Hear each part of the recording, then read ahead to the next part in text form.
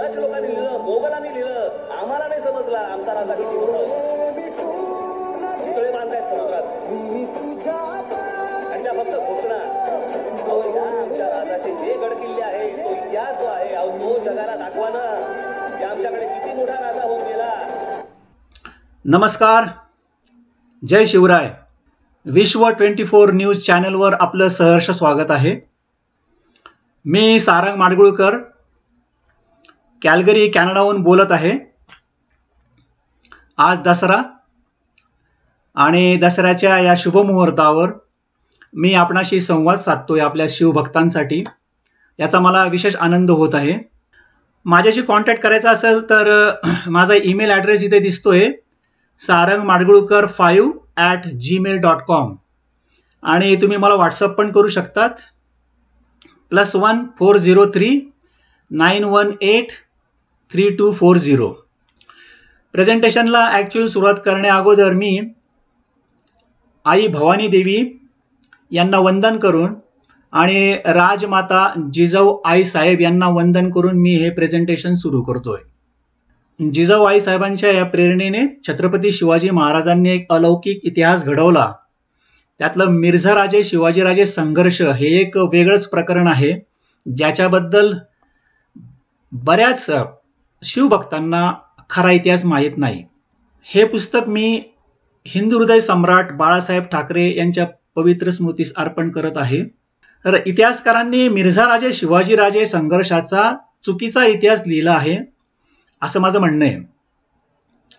पुरंदरच्या तहाचे कोडे उलगडणारे हे पहिले आणि एकमेव पुस्तक आहे. आता हे खरा इतिहास लिहिताना पुरंदरच्या तहाचा मी 4 रेफरन्स बुक घेतलेले आहेत, संदर्भ ग्रंथ म्हणून. पहिलं पुस्तक आहे जदुनाथ सरकार यांचं, इतिहासकार जदुनाथ सरकार आपणास माहीत आहेच. दुसरे इतिहासकार आहेत सर सेतू माधवराव पगडी. तिसरे आहेत नरहर कुरुंदकर. नरहर कुरुंदकर यांचं एक पुस्तक आहे छत्रपती शिवाजी महाराज जीवन रहस्य. एक छोटंसंच पुस्तक आहे, 60 पानांचं. तुम्ही जर ते वाचलं नसेल तर तुम्ही नक्की वाचावं अशी मी तुम्हाला विनंती करतो.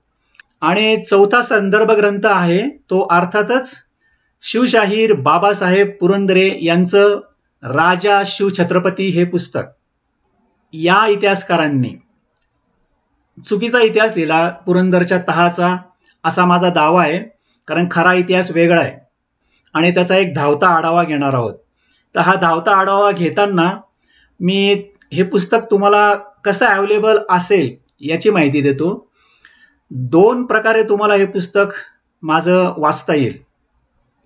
पहिला प्रकार आहे, माझी एक वेबसाईट आहे आणि त्या वेबसाईटवर तुम्हाला जाऊन हे पुस्तक वाचता येईल. त्याची लिंक दिलेली आहे वरती टॉपला, तुम्हाला स्क्रीनच्या दिसत असेल, www.kingshivaji.wixsite.com/sarang. आणि डाव्या साईडला उजव्या साईडला तुम्हाला काही आकडे दिसत आहेत. वरती पूर्वार्ध लिहिलंय आणि एका साईडला उत्तरार्ध लिहिलेले आहेत, या कारण याच्यामध्ये हे 2 भागात स्प्लिट केलेले आहे. आणि हे जे आकडे आहेत ते प्रकरणांचे आकडे आहेत. या पुस्तकामध्ये एकूण 24 प्रकरणं आहेत. तर तुम्ही त्या आकड्यांवर जाऊन क्लिक केलं तर नवीन टॅबमध्ये PDF फाईलमध्ये तुम्हाला हे पुस्तक वाचता येईल. डायरेक्टली कॉम्प्युटरवर तुम्हाला हे वाचता येईल. हे पुस्तक सर्वांसाठी मी फ्री ठेवलेलं आहे, त्यात पैसे मिळवण्याचा माझा हेतू नाही. सर्व शिवभक्तांसाठी हे पुस्तक अवेलेबल आहे. तुम्ही वेबसाईटवर जाऊन हे वाचू शकता. या पुस्तकामध्ये एकूण 3 भाग आहेत. तर पहिला भाग जो आहे तो पुरंदरच्या तहाचा म्हणजेच मिर्झाराजे शिवाजीराजे संघर्षाचा जो खरा इतिहास आहे तो या पहिल्या भागात आहे आणि त्याच्यामध्ये हे 24 प्रकरणं आहेत. दुसरा प्रकार, माझं यूट्यूब चॅनलला, यूट्यूबवर माझं स्वतःचं एक चॅनल आहे. चॅनलचं नाव आहे सारंग माडगुळकर. एक व्हिडिओ आहे जो आता खूप व्हायरल होतोय, महाराजांची आग्रा भेट आणि सुटका, किती खरे किती खोटे. तर 1 महिन्यापूर्वी मी हा व्हिडिओ अपलोड केला होता. त्याला आता 30,000वरून जास्त व्ह्यूज मिळाले.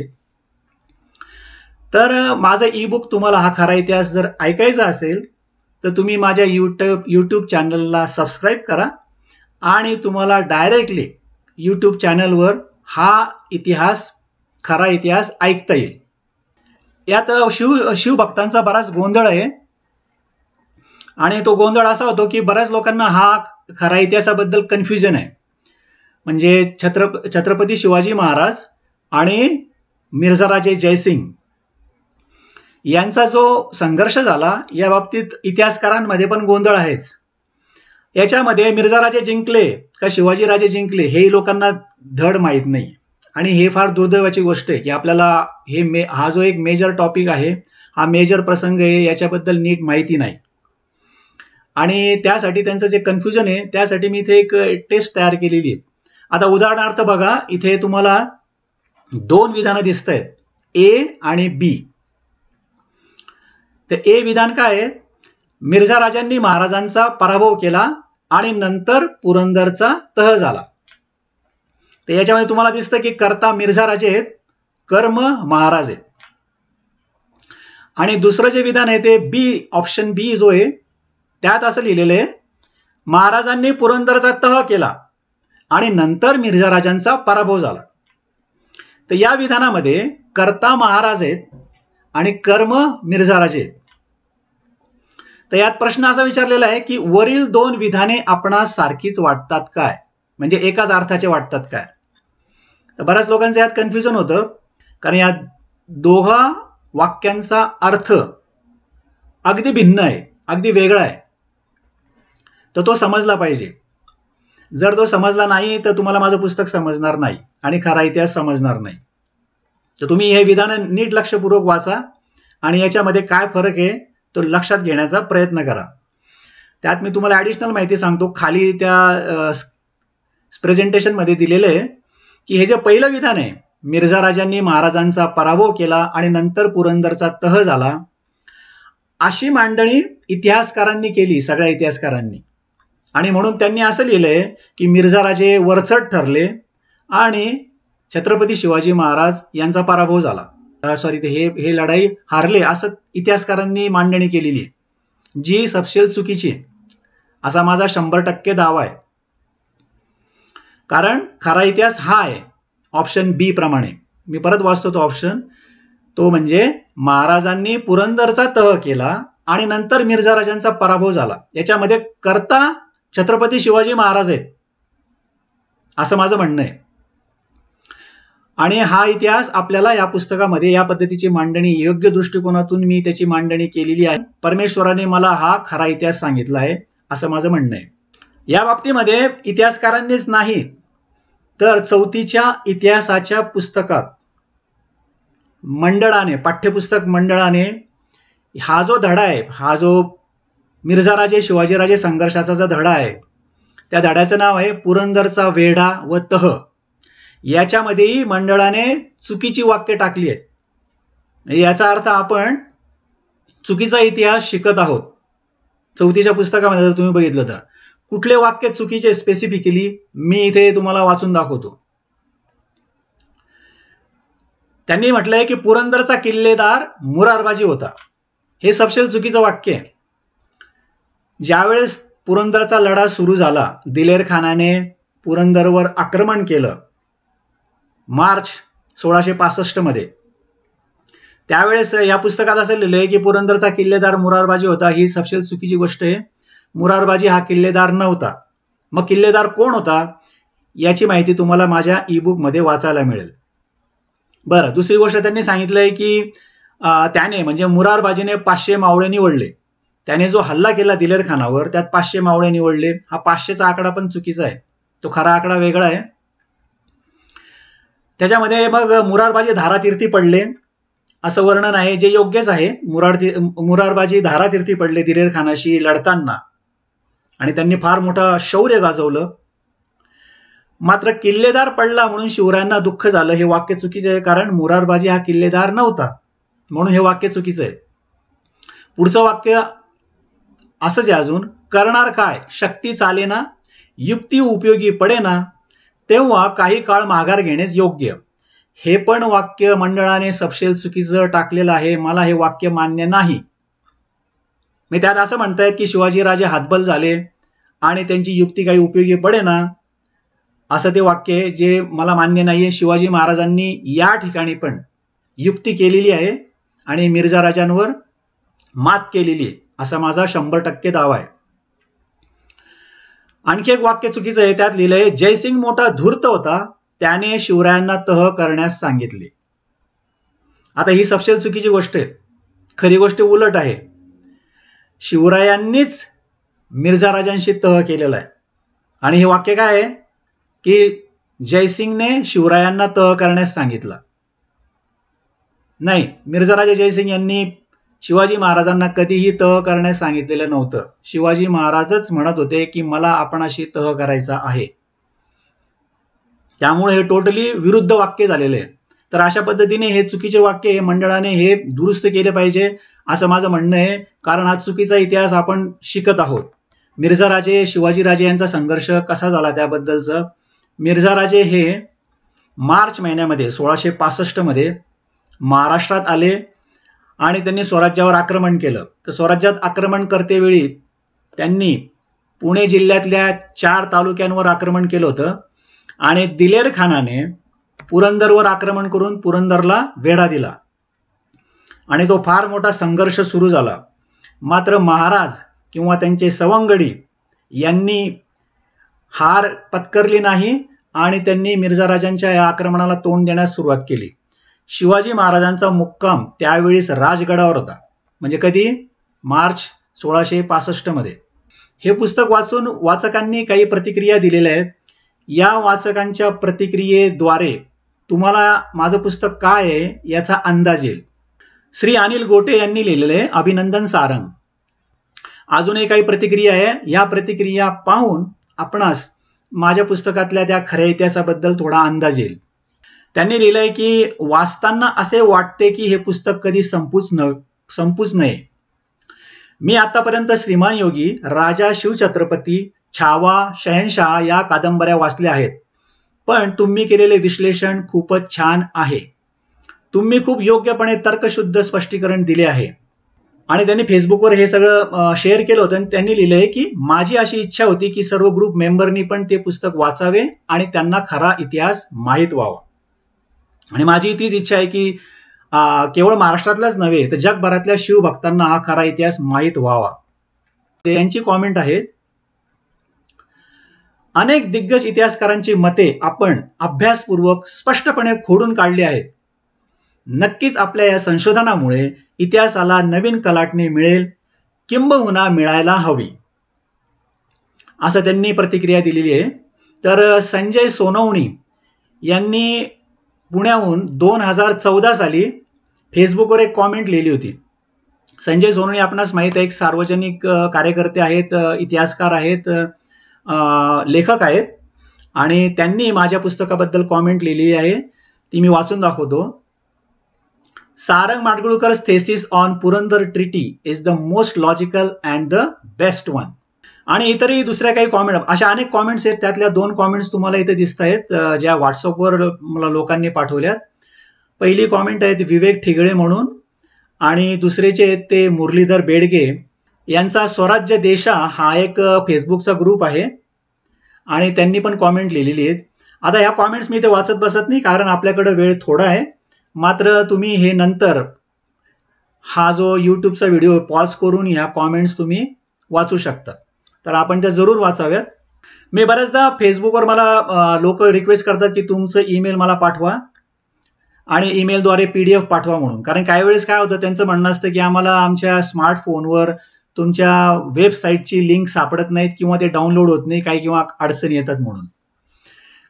तर हा पण तिसरा एक प्रकार आहे की तुम्ही मला रिक्वेस्ट करू शकता आणि मी तुम्हाला व्हॉट्सअपद्वारे किंवा ईमेलद्वारे PDF कॉपी पाठवू शकतो. तर त्यांना या धीरज वाटेकर यांना मी PDF पाठवली होती. त्यावर त्यांनी मला रिप्लाय दिला होता. फेसबुक पोस्टवरील संपर्कानुसार आणि आपल्या पुस्तकाच्या PDF पाठवल्याबद्दल आपले आभार. आपण पाठवलेली पाने चाळल्यानंतर हे लेखन सहज वाचून मोकळे करावे अशातले वाटत नाही. मांडणी जबरदस्त, विचार करायला लावणारे आहे, थोडा वेळ लागेल. आपले पुस्तक संदर्भ म्हणून सदैव माझ्या संदर्भात संग्रहित राहील हे नक्की. माझ्या पुस्तकामध्ये साधारणपणे काय लिहिलेलं आहे त्याचा अंदाज यावा म्हणून ही एक महत्वाची कॉमेंट आहे जी सागर जोशी यांनी पुण्याहून मला ईमेलद्वारे कळवली होती, जी मी तुम्हाला पूर्ण वाचून दाखवतो. याच्यामुळे तुम्हाला या ई बुक मध्ये मी कुठला खरा इतिहास मांडला आहे याचा अंदाज येईल. त्यांनी लिहिलं आहे, प्रिय सारंग, आपले पुरंदरच्या तहाविषयी लिहिलेले पुस्तक वाचले. आपण मांडलेले मुद्दे आणि संदर्भ 100% पटतात. उगाच मागच्यांनी काही लिहावे आणि आपण नंदी बैलासारखी मान हलवून हो हाच तो इतिहास म्हणावे हे चुकीचेच. शिवरायानंतर किंबहुना शंभूराजे, राजाराम राजेनंतर मराठे जीव लावून मुघलांविरुद्ध लढले. ज्याला जसे जमेल तसे भांडले. मग शिवराय असतील तर काय मजाल स्वराज्य संपवणाऱ्यांची.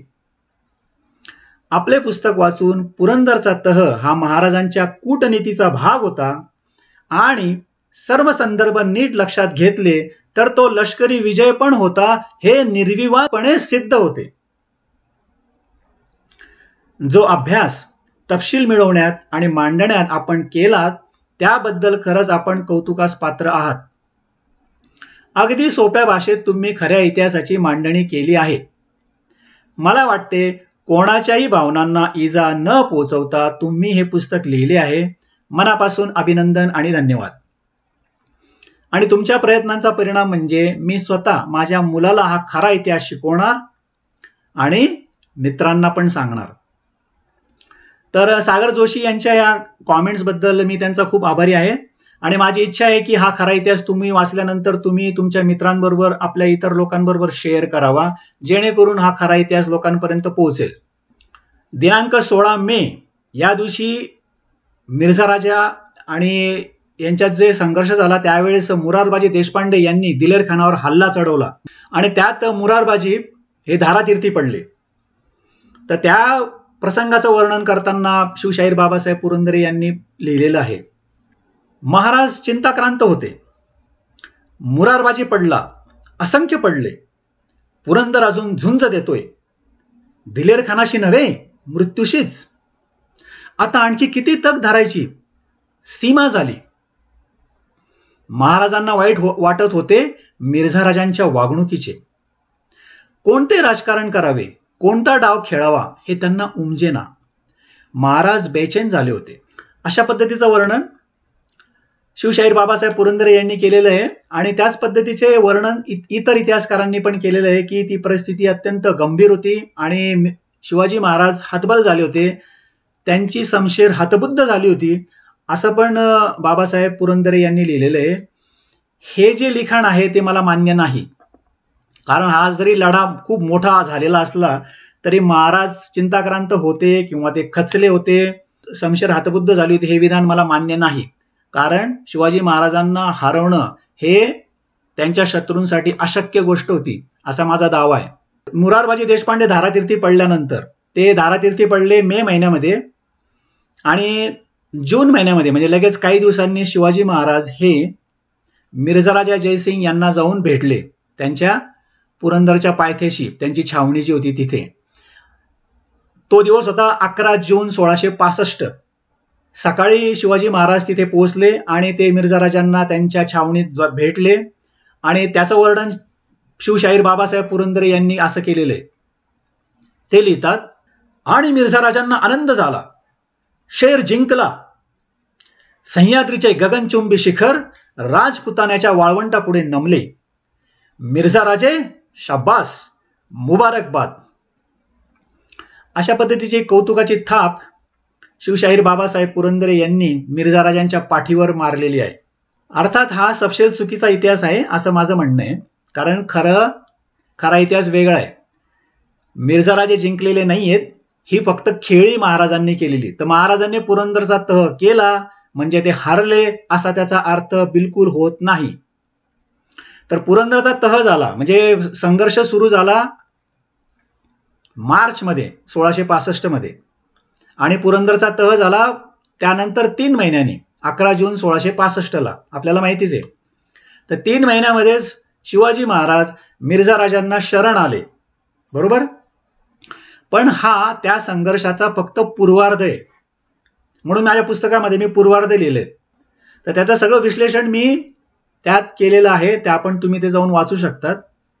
आणि त्यातून इतिहासकारांनी असा तर्क काढला, असा निष्कर्ष काढला की तह झाल्यामुळं की शिवाजी महाराज हारले, मिर्झा राजे जिंकले, मात्र ते चुकीचं आहे. आता उदाहरणच म्हणून नरहर कुरुंदकर यांनी काय लिहिलंय ते पहा, मी तुम्हाला वाचून दाखवतो. सुमारे 80,000 फौजा घेऊन मिर्झा राजे जयसिंग शिवाजीच्या राज्यात 1665च्या मार्चमध्ये हजर झाले आणि पुढच्या 3 महिन्यात त्यांनी शिवाजीला संपूर्णपणे खिळखिळे करून शरण आणले. त्याने शिवाजी समूळ समाप्त केला होता. मिर्झा राजे जयसिंग यांच्याबरोबर 1665 साली शिवाजीने केलेला तह हा लष्करी दृष्ट्या आपला पूर्ण पराजय झालेला आहे याची कबुली होती. मोगलांची सैनिकी शक्ती शिवाजीच्या सैनिकी शक्तीला भारी ठरली, हा या घटनेचा सरळ अर्थ आहे, असं नरहर कुरुंदकर यांनी त्यांच्या पुस्तकात लिहिलेलं आहे, जे मला मान्य नाही, कारण हा सपशेल चुकीचा इतिहास त्यांनी सांगितलेला आहे. आणि या संबंधीच आपल्याला हा ई बुक वाचावं लागणार आहे. मग खरा इतिहास काय ते आपल्याला बघायचंय. 3 महिन्यामध्ये शिवाजी महाराज शरण आले ही गोष्ट खरी आहे, पण त्याचा अर्थ शिवाजी महाराज हारले असा होत नाही. तो इतिहासकारांचा गैरसमज आहे आणि तेच आपल्याला इथं समजून घ्यायचंय. याचं कारण हा संघर्ष संपला असं इतिहासकारांना वाटलं, मिर्झा राजांना वाटलं, दिलेर खानाला वाटलं, दिल्लीमध्ये औरंगजेबाला वाटलं, मात्र ती गोष्ट सत्य नाही. हा संघर्ष पुढे चालू होता 1670 पर्यंत.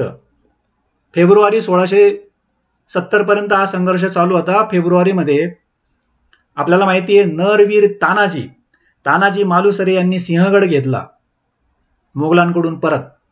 तिथपर्यंत हा संघर्ष आहे.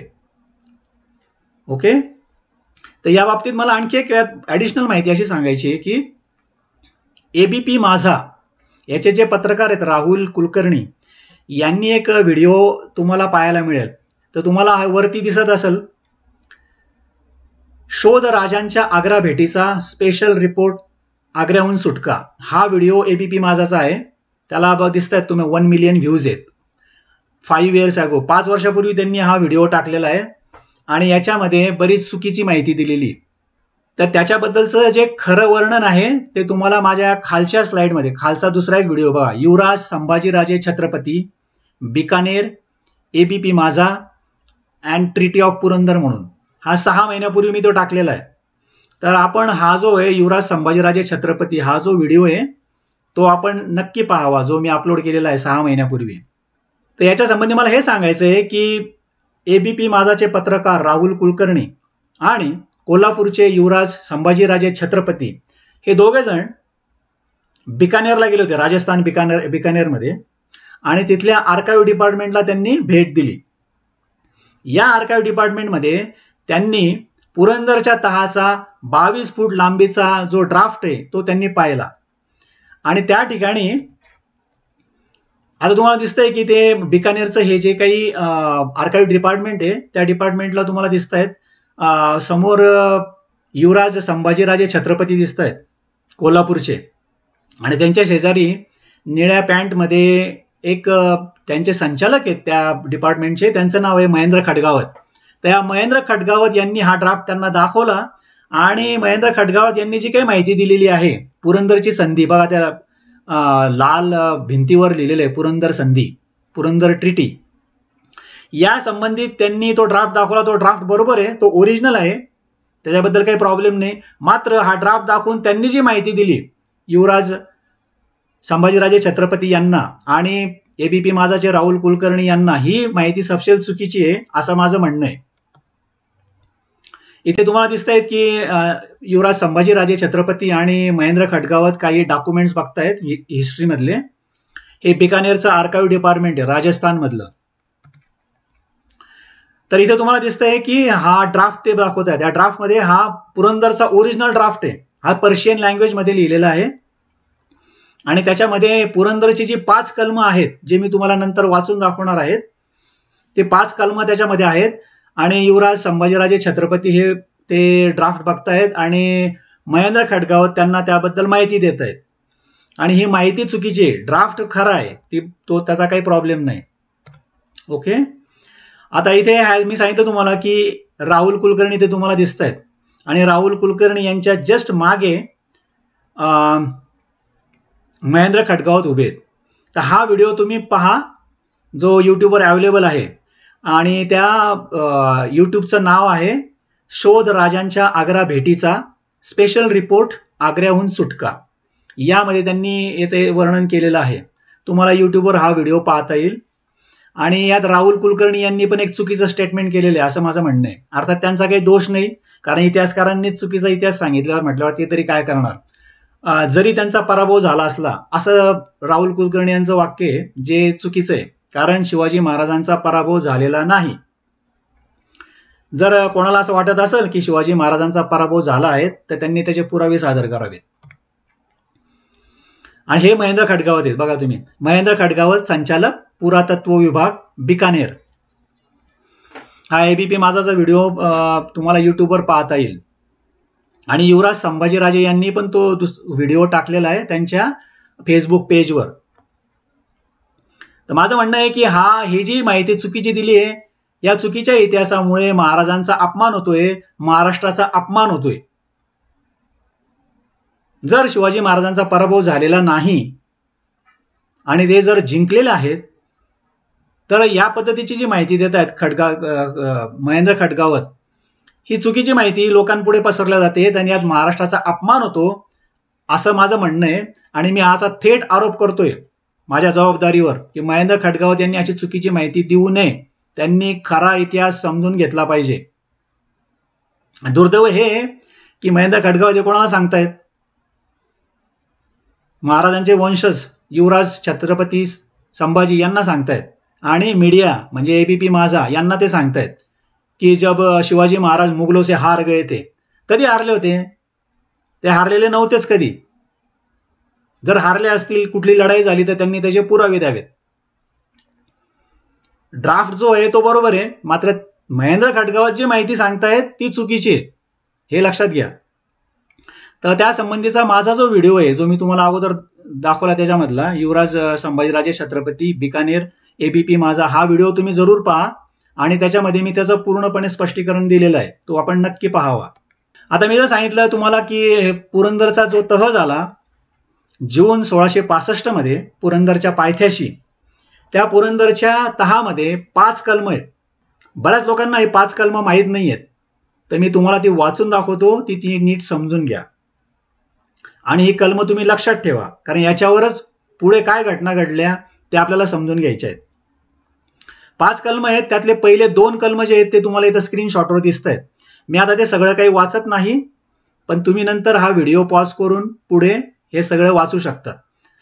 तर पहिलं जे कलम आहे त्यात शिवाजी महाराजांनी मिर्झा राजा जयसिंग यांना म्हणजेच बादशहाला, औरंगजेब बादशहाला 23 किल्ले दिले. त्यांची नावं इथे दिलेले आहेत, सगळे वाचत नाही मी. पुरंदर, वज्रगड, कोंढाणा, खंडागळा, लोहगड आणि वगैरे वगैरे असे 23 किल्ले शिवाजी महाराजांनी पुरंदरच्या तहात मोगल बादशाला म्हणजे औरंगजेबाला दिले. हा पहिलं कलम झालं. दुसरं कलम काय आहे? शिवाजी राजांनी फक्त 12 किल्ले आणि 1 लाख होन उत्पन्नाचा त्याखालील मुलूक यावर संतुष्ट राहावे. बरोबर आहे? म्हणजे पहिल्या कलमामध्ये 23 किल्ले दिले, 4 लाख होनांचा मुलूक त्यांनी बादशहाला दिला. दुसऱ्या कलमामध्ये त्यांनी उरलेले 12 किल्ले आपल्याकडे ठेवले आणि त्याखालील 1 लाख होन उत्पन्नाचा मुलूक त्यांनी स्वतःकडे ठेवला. तिसरं कलम काय? तिसरं आणि चौथं कलम हे नोकरी संबंधी. नोकरी कोणी करायची? शिवाजी महाराज आणि त्यांचे पुत्र युवराज शंभूराजे. पाठ झाली पाहिजे ती. चौथं कलम काय आहे? दख्खनचा शाही सुभेदार जेव्हा जेव्हा हुकूम करील तेव्हा तेव्हा शिवाजी राजांनी सुभेदाराच्या हुकमाप्रमाणे कामगिऱ्या पार पाडाव्यात. तर शंभूराजे हे चाकर बनले मोगलांचे, तसेच शिवाजी महाराज स्वतः पण चाकर बनले मोगलांचे, औरंगजेबाचे. इथं लक्षात ठेवायला हवं. तर ते पण म्हणजेच थोडक्यात काय, युवराज शंभूराजे आणि शिवाजी महाराज हे दोघं जण मोगलांचे चाकर बनलेत, मोगल सरदार बनलेत. हे लक्षात ठेवा. हे तिसरं आणि चौथं कलम आहे. ओके. शेवटचा कलम जे आहे ते शिवाजी महाराजांनीच सांगितलेलं आहे, सुचवलेलं आहे मिर्झा राजांना, जे मी तुम्हाला वाचून दाखवतो. विजापूरकरांच्या अंमलातील तळ कोकणचा व बाले घाटावरचा मुलूक जिंकून घेतल्यानंतर शिवाजी राजांच्या ताब्यातच ठेवण्यास बादशहाची मंजुरी आहे. त्याबद्दल शिवाजीराजांनी दर साल 3 लाख होणांच्या हप्त्याने एकूण 40 लाख होणांची पेशकश बादशाहस द्यावी. तर थोडक्यात लक्षात ठेवा की शिवाजी महाराजांनी इथे भागीदारीचा प्रस्ताव मांडलेला आहे. भागीदारी कशी करायची? पार्टनरशिप. कारण हे पुरंदरचा तह एक प्रकारचं बिझनेस ॲग्रीमेंट आहे असं मला म्हणता येईल. आपण शिवाजी महाराजांना म्हणतो की द मॅनेजमेंट गुरु, तर त्याच्यामधलं अर्थकारण पण आपण इथं लक्षात घ्यायला पाहिजे. शिवाजी महाराजांनी अत्यंत चलाखीने हे 5वं कलम त्या तहामध्ये ऍड केलेले आहे स्वतःहून. त्यांनी सांगितलं की मिर्झा राजांना सांगितलं की मी तुम्हाला खंडणी देतो. किती खंडणी? तर 40 लाख होन, म्हणजे जवळजवळ 2 करोड रुपये मी तुम्हाला देतो खंडणी म्हणून. 13 वर्षामध्ये देईल हप्त्याने. आणि याच्या बदल्यामध्ये तळ कोकणातला जो भाग आहे विजापूरचा तो मी जिंकून घेईल आणि तो माझ्या ताब्यात राहू द्यावा आणि त्याच्या बदल्यात मी तुम्हाला खंडणी देईल. तर अशा पद्धतीचे हे 5 कलम पुरंदरच्या तहामध्ये आहेत जे तुम्ही लक्षात ठेवले पाहिजे. आणि या प्रत्येक कलमांचा अर्थ काय होतो ते मी त्या ई-बुक मध्ये स्पष्टीकरण केलेलं आहे. सुरुवातीला मी तुम्हाला काही वाचकांच्या प्रतिक्रिया वाचून दाखवल्या ज्या सगळ्या सकारात्मक होत्या. त्यांना ते खूप पुस्तक आवडलं. मात्र याचा अर्थ असा नाही की सगळ्यांनाच ते समजतंय किंवा आवडतंय म्हणून. तर बऱ्याच लोकांनी मला ट्रोलिंग पण केलं. ते ट्रोल करत पण असतात. बरेच जण माझ्या पुस्तकाची टिंगल टवाळी करतात. बरेचसे लोक मला शिव्या पण देतात. मला धमक्यांचे पण मेसेज येत असतात. काही फेसबुकवर मेसेज पाठवतात, काही जण व्हॉट्सअपवर मेसेज पाठवतात आणि ते म्हणतात की आम्ही तुमची वाट बघत आहोत. आणि काही लोक फोन करून मला धमकी देतात. काही आई बहिणीवरून पण शिव्या देतात. त्यांचा प्रॉब्लेम काय आहे ते मला माहित नाही. जसं आता तुम्हाला इथे एक व्हॉट्सअपचा ग्रुप आहे इतिहास मंडन व खंडन. याच्यामध्ये त्यांनी काही ट्रोलिंग केलेलं आहे. जसं एकाने लिहिलं आहे की तू खरंच COEP सारख्या प्रेस्टिजियस कॉलेजमधून शिकलेला आहेस का? त्यांना असं वाटलं की मी तुम्हाला सांगितलं की मी कॉलेज ऑफ इंजिनिअरिंग पुण्यामधून शिकलोय. तर त्यांनी असं लिहिलेलं आहे बिचाऱ्या COEPiansला कसं तरीच वाटत असेल. त्यानंतर खाली दुसरी एक ट्रोलिंगचं मीम दिसतंय तुम्हाला.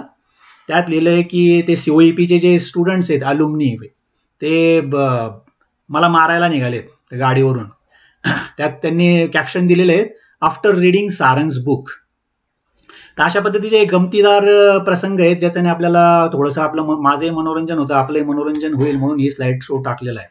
आणि आणखी इकडे लिहिलंय की COEP आणि मला त्यांनी सारंग, कॅनेडियन राखी सावंत अशा पद्धतीची उपमा दिलीत. असे बरेच ट्रोल्स आणि माझ्या पुस्तकाची टिंगल टवाळी करणारे मेसेज येत असतात जे मी फेसबुकवर पण शेअर करत असतो.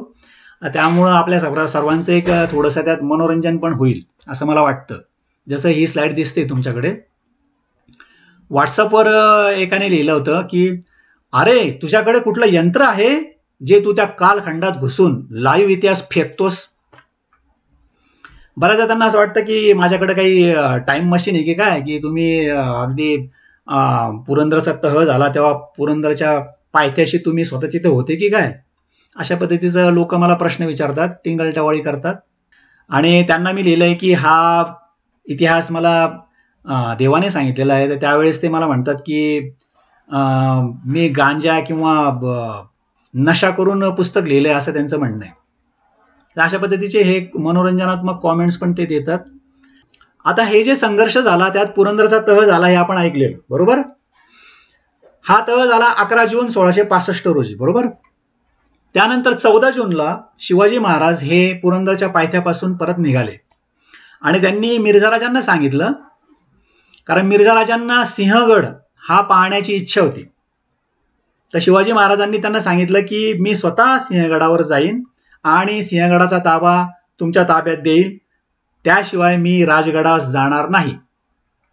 त्या प्रसंगाला धरून शिवशाहीर बाबासाहेब पुरंदरे यांनी या पद्धतीचं लिखाण काम केलेलं आहे. मी जी तुम्हाला वाचून दाखवतो. दिनांक 14 जून दुपारी महाराज कोंढाण्यावर पोहोचले. कोंढाण्यावर आईसाहेब व इतर कुटुंबीय मंडळी होती. पुरंदरच्या दुर्दैवी तहाची हकीकत समजल्यावर आईसाहेबांना किती वाईट वाटले असेल याची कल्पनाही न केलेली बरी. आणि आता खुद्द कोंढाणाही सोडून देऊन निघून जायचे होते. परिस्थिती अशी झाली होती की शहाणपण आणि समशेर हतबुद्ध झाली होती. परत वाचतो. परिस्थिती अशीच आली होती की शहाणपण आणि समशेर हतबुद्ध झाली होती. आईसाहेबांना घेऊन इतर सर्व कुटुंबियांसह उदास मनाने महाराज कोंढाण्यावरून राजगडास निघाले. अशा पद्धतीचं वर्णन शिवशाहीर बाबासाहेब पुरंदरे यांनी केलेलं आहे, जे मला मान्य नाही. कारण इथे त्यांनी ते वर्णन अत्यंत नकारात्मक दृष्ट्या केलेलं आहे आणि ते सत्य परिस्थितीला धरून नाही असा माझा 100% दावा आहे. विशेषतः त्यांचं हे वाक्य पहा, शहाणपण आणि समशेर हतबुद्ध झाली होती. या वाक्याला काहीही पुरावा नाही, काहीही संदर्भ नाही. तुम्ही बघितलं की समशेर हतबुद्ध झाली होती. कसं काय? कारण पुरंदरच्या लढ्यामध्ये दिलेर खान, मिर्झाराजे जयसिंग आणि त्यांची मोगल फौज मार खात होती. त्याचं वर्णन सगळं त्याच्यात तुम्हाला दिसेल. जर ते मार खात होते तर त्यांची समशेर हतबुद्ध झाली होती महाराजांची, असं कसं काय म्हणता येईल? आणि लक्षात घ्या, पुरंदर किल्ला हा हारलेला नाही, पुरंदर अजिंक्य होता. अशा कुठल्याच घटना घडलेल्या नाहीत की जिथं मराठे हारलेत, जिथे शिवाजी महाराज हारले आहेत. आणि तरी इथे त्यांनी लिहिलंय की समशेर हतबुद्ध झालेली होती म्हणून, जी सपशेल चुकीची गोष्ट आहे. दुसरं, शहाणपण पण हतबुद्ध झालं होतं. म्हणजे कोणता डाव खेळावा आणि महाराज बेचैन झाले होते, कोणतं राजकीय डावपेच खेळावा हे महाराजांना कळेना, असं वर्णन आहे. पहा, ते मला मान्य नाही. कारण पुरंदरचा तह हा त्यांचा गनिमी कावा आहे शिवाजी महाराजांनी केलेला, जो मिर्झाराजांना लक्षात आला नाही, औरंगजेबाला लक्षात आला नाही आणि दुर्दैवाने इतिहासकारांना पण लक्षात आलेला नाही. आणि त्यामुळे हे सगळं चुकीचा इतिहास लिहिला गेलेला आहे. हे आपण इथे समजून घेतलं पाहिजे. ओके. कारण आता हे जे वर्णन वाचलं त्याच्यामध्ये आपण बघूया. आता परत नरहर कुरुंदकर यांचं वाक्य मी परत वाचून दाखवतो आणि शिवशाहीर बाबासाहेब पुरंदरे यांनी काय चुकीचं लिहिलंय ते वाचतो. पहा, पहिलं नरहर कुरुंदकर काय म्हणतात बघूया आपण. मिर्झाराजे जयसिंग यांच्याबरोबर 1665 साली शिवाजीने केलेला पुरंदरचा तह हा लष्करी दृष्ट्या आपला पूर्ण पराभव झालेला आहे याची कबुली होती. मोगलांची सैनिकी शक्ती शिवाजीच्या सैनिकी शक्तीला भारी ठरली, हा या घटनेचा सरळ अर्थ आहे. तर इथे त्यांनी सांगितलंय की शिवाजी महाराजांचा पूर्ण पराभव झाला म्हणून. बरोबर आहे, असं त्यांनी लिहिलेलं आहे. आणि शिवशाहीर बाबासाहेब पुरंदरे यांनी त्यांच्या पुस्तकात एक स्टेटमेंट केलेले, काय, महाराजांना या सबंध वर्षात पराभवच पदरी पडत होते, असं ते वाक्य, जे सपशेल चुकीचं आहे. महाराजांचा पराभव झालेला नाही. जर झाला असेल असं त्यांना वाटत असेल तर त्यांनी त्याचे पुरावे द्यावेत. मिर्झाराजे जयसिंग आणि शिवाजी महाराज यांच्या संघर्षामध्ये शिवाजी महाराजांचा कधी पराभव झाला हे इतिहासकारांनी दाखवून द्यावं पुराव्यासहित. माझं चॅलेंज आहे त्यांना. म्हणून हे जे दोन वाक्य आहेत, हे दोन स्टेटमेंट आहेत, नरहर कुरुंदकर आणि शिवशाहीर बाबासाहेब पुरंदरे यांचं, हे चुकीचं आहे.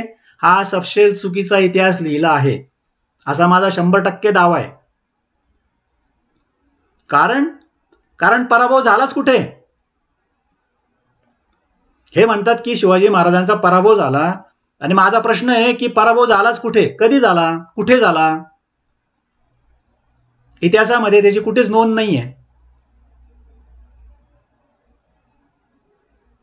महाराज मिर्झाराजांना शरण गेले यावरून इतिहासकारांनी हा उलटा अर्थ काढला आहे, पण हा सत्य इतिहास नव्हे. मी जे सांगितलं की संघर्ष जो सुरू झाला तो मार्च 1665 मध्ये, बरोबर, आणि पुरंदरचा तह झाला जून 1665 मध्ये, 3 महिन्यामध्ये. या 3 महिन्यामध्ये शिवाजी महाराजांचा मुक्काम राजगडावर होता आणि ते राजगडावर शांतपणे बसून होते. मध्ये फक्त एकदा जावळीला गेले होते प्रतापगडाला, मुलखाची देखरेख करायला आणि आई तुळजाभवानीचं दर्शन घेण्यासाठी ते प्रतापगडाला गेले होते मधल्या काळात. पण इतर वेळी या 3 महिन्यामध्ये त्यांचा मुक्काम राजगडावरच होता आणि ते लष्करी दृष्ट्या शांत बसून होते. आणि जो संघर्ष सुरू होता तो पुरंदरच्या किल्ल्यावर चालू होता, जे आपण बघितलं, आणि त्याच्यामध्ये मोगलच मार खात होते. आणि नेताजी पालकरने पण इतर ठिकाणी परिंडा भागामध्ये धुमाकूळ घातला होता आणि मोगलांना सळो की पळो करून सोडलेलं होतं नेताजी पालकर, सेनापती नेताजी पालकरने. नेताजी पालकरने मोगलांची धुलाई केलेली आहे, त्याचं वर्णन पण माझ्या पुस्तकात दिलेलं आहे. म्हणजे मुरारबाजी देशपांडे आणि पुरंदरचा किल्लेदार हे पुरंदर किल्ल्यावर मोगलांना झोडत होते, दिलेर खानाला झोडत होते, आणि नेताजी पालकर हा परिंडा भागामध्ये मोगलांना झोडपत होता. मग शिवाजी महाराजांचा पराभव झाला या म्हणण्याला काय अर्थ आहे? काहीच नाही ना. त्यातलं एक दुसरं एक स्टेटमेंट, हे स्लाइड शो तुम्ही फेसबुकवर बघितले असेल. शिवाजी महाराजांनी मिर्झाराज यांना पत्र पाठवलं आणि त्या पत्रामध्ये त्यांनी सांगितलं की आपण दोघे मिळून विजापूरवर आक्रमण करू, तुम्हाला विजय मिळेल आणि बंदा भी खावंद के खिदमत में हाजीर है. म्हणजे मी आपणास मदतीला तयार आहे, मी पण तुमच्या बरोबर येतो, आपण दोघे मिळून विजापूरवर आक्रमण करू. त्यावेळेस उद्धटपणे मिर्झाराजांनी काय उत्तर दिले ते बघा शिवाजी महाराजांना. त्यांनी त्या पत्रात लिहिलंय, आमच्या घोड्यांच्या टापांखाली कसल्याही मुलखाची धुळधाण होऊन जाईल. तुम्हाला जर जीव वाचवायचा असेल तर बादशाहची गुलामगिरी पत्करून शरण या.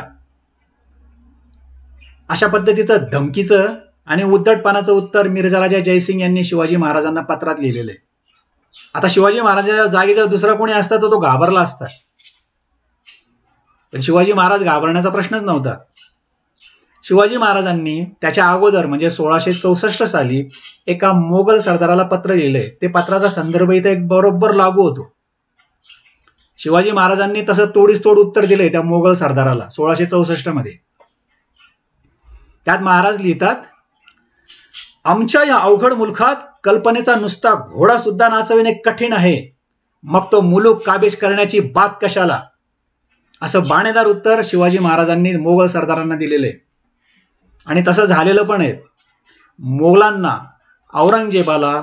औरंगजेबाच्या कुठल्याही सरदाराला, मग तो शाहिस्ता खान असेल, मिर्झाराजे जयसिंग असेल, दिलेर खान असेल, बहादूर खान असेल, कुठलेही खान असतील, यांना शिवाजी महाराजांचे स्वराज्य कधीच जिंकता आलं नाही. इतकंच काय तर शिवाजी महाराजांच्या निधनानंतर औरंगजेब स्वतः महाराष्ट्रात आला आणि त्यालाही स्वराज्य जिंकता आलं नाही. शेवटी तो इथंच मेला. तर तुम्हाला लक्षात येईल की शिवाजी महाराजांचं वाक्य किती चपखल आहे, किती परफेक्ट आहे, की आमच्या या अवघड मुलखात कल्पनेचा नुसता घोडा सुद्धा नाचविणे कठीण आहे, मग तो मुलूक काबीज करण्याची बात कशाला. आणि हे केल्यानंतर हे एवढा प्रेरणादायी खरा इतिहास असताना आपण काय शिकतो तर शिवाजी महाराज हारले म्हणून आणि मिर्झाराजे वरचढ ठरले. ही अत्यंत दुर्दैवाची गोष्ट आहे आणि क्लेशदायक आहे माझ्यासाठी. तेव्हा आपण हा खरा इतिहास समजून घेतला पाहिजे. आणि हा खरा इतिहास सांगितल्यावर मला बाकीचे लोक विचारतात की तुमच्याकडे काय पुरावे आहेत म्हणून, तुमच्याकडे काय संदर्भ आहेत, तुमच्याकडे काय समकालीन पुरावे आहेत ते द्या म्हणून. त्या संबंधीची ही स्लाइड शो तयार केलेली. तर माझं म्हणणं आहे की तिथं जर लढाई झालीच नाही, शिवाजी महाराजांचा मुक्काम राजगडावर होता आणि ते राजगडावर शांत बसून होते, आणि इतिहासकारांनी काय लिहिलं की शिवाजी महाराजांचा पराभव झाला म्हणून. तर पुरावे कोणी दिले पाहिजे? शिवाजी महाराजांचा पराभव झाला म्हणून इतिहासकारांनी दिले पाहिजे ना. तर इथं उलट होतंय, लोक मला पुरावे मागतायत.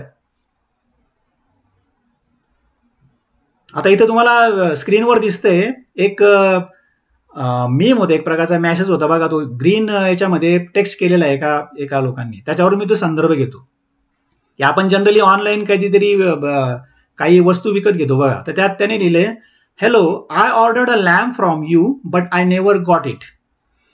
तर त्या कंपनीने, ऑनलाईनच्या जी कंपनी आहे जी सप्लाय करते, त्यांनी विचारले, you can provide a photo or video proof that you really did not receive them. तर यांनी काहीतरी ऑर्डर दिली असेल आणि ते म्हणतात की तुम्हाला जर ते ऑर्डर मिळाली नसेल तर त्याचा काहीतरी पुरावा द्या म्हणून. तर त्या कस्टमरने, त्या गिराईकाने फोटो पाठवलाय आपल्या रिकाम्या हाताचा. अहो, जर प्रोडक्ट पाठवलंच नसेल तर काय पुरावा देणार घंटा. अशा पद्धतीचं ते कॉमेडी चित्र आहे, आपल्याला हे हसू आलं असेल. तर या पद्धतीचंच झालंय. मला बरेचसे लोक म्हणतात की शिवाजी महाराज हारले याचा काय पुरावा आहे किंवा जिंकले त्याचा काय पुरावा आहे म्हणून. त्याचं वर्णन मी वाचून दाखवतो. मिर्झाराजे शिवाजीराजे संघर्षात युद्ध झालेच नाही, निर्णायक युद्ध झालंच नाही. पुरंदरचा लढा हा काही निर्णायक लढा नाही, ती एक छोटी लढाई आहे एकाच किल्ल्यावर झालेली. आणि शिवाय या लढ्यामध्ये, पुरंदरच्या लढ्यामध्ये मोगलच मार खात होते, त्याचं वर्णन तुम्हाला वाचायलाच मिळेल. आणि तरी शिवशाहीर बाबासाहेब पुरंदरे व इतिहासकारांनी महाराजांचा पराभव झाला, मिर्झाराजे जिंकले असे बिनधास्त ठोकून दिले. जर युद्धच झालं नाही तर पराभव होईल कसा? कारण काय, या काळात महाराजांचा मुक्काम राजगडावर होता व ते शांत बसून होते. जर युद्ध झालेच नाही तर पराभव होईल कसा? तर हा जो खरा इतिहास आहे मी त्या ई बुक मध्ये मांडलेला आहे. आणि पराभव झाला का नाही याचे पुरावे मला लोक मागतायत. जर युद्ध झालं नाही तर मी पुरावा कुठून सादर करणार?